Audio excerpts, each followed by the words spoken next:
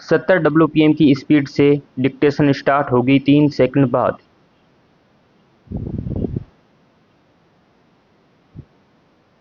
Start. दौराने बहस उभय पक्षों द्वारा प्रस्तुत तर्कों एवं वितर्कों के परिप्रेक्ष्य में पत्रावली का ध्यानपूर्वक न्यायिक दृष्टि से अवलोकन किया गया। विराम। दांडिक प्रकरण में अभियोजन पक्ष को अभियुक्त गण के विरुद्ध आरोपित अपराधों को युक्ति युक्त संदेह से परे साबित करना होता है। विराम। हस्तगत प्रकरण में अभियुक्त गण पर धारा 332, 353, 327 भाग 10 के तहत उक्त आरोपित अपराध को साबित करने के लिए जिन प्राथमिक तथ्यों को साबित करने की आवश्यकता रहती है, उन तथ्यों के परिप्रेक्ष्य में पत्रावली पर उपलब्ध दस्तावेजी व मौखिक साक्ष्यों का अवलोकन किया गया। विराम। पेरा।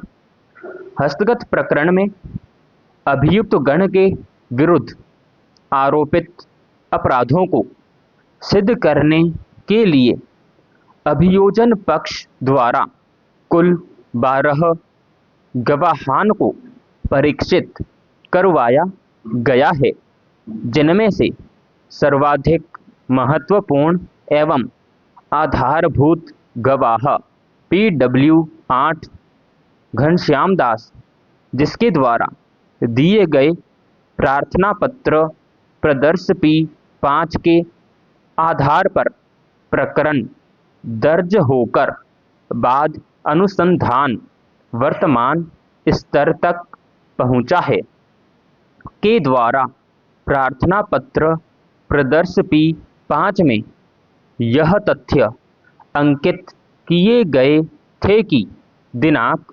16/7/2008 को प्रातः 10:30 बजे से 11 बजे के मध्य की बात है। विराम। पुरखाराम, बाबूलाल व धर्माराम शराब पीकर विद्यालय में जबरन प्रविष्ट हुए और आते ही उससे शराब के लिए पैसे मांगे और उसने पैसे देने में असमर्थता जाहिर की। तब तीनों मुलजिमान मारपीट करने लगे। विराम।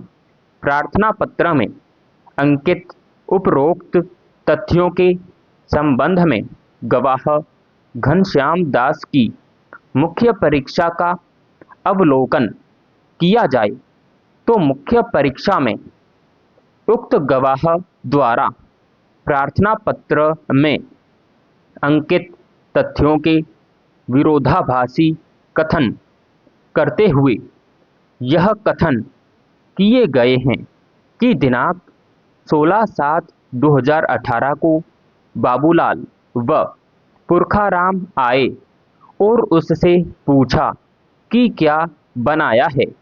उसने बताया कि चावल बनाए हुए हैं और उन्होंने सीधे ही चावल की बाल्टी को लात मारी और चावल को बिखेर दिया और उसने मना किया तो उसके साथ झगड़ा करने को उतारू हो गए। विराम।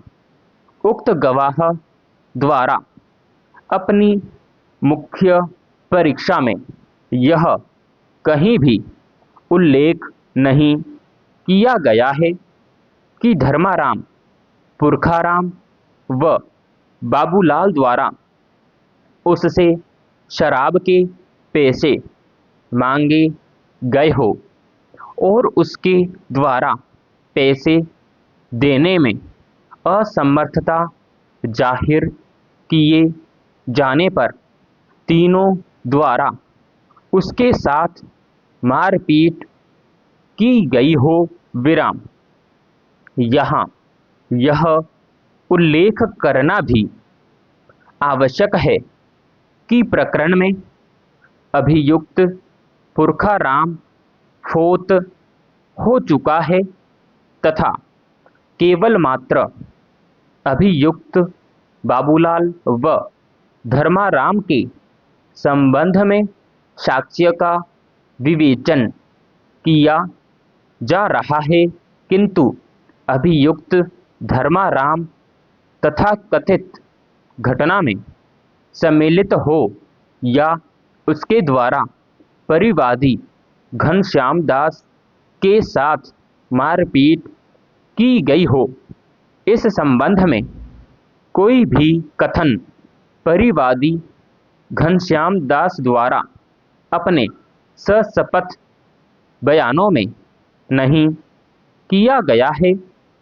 तथा उक्त गवाह द्वारा अपनी प्रतिपरीक्षा में यह स्पष्ट कथन किया गया है कि यह कहना गलत है कि उसके साथ मारपीट करने में पुरखाराम व बाबूलाल के साथ धर्माराम भी हो। विराम समाप्त।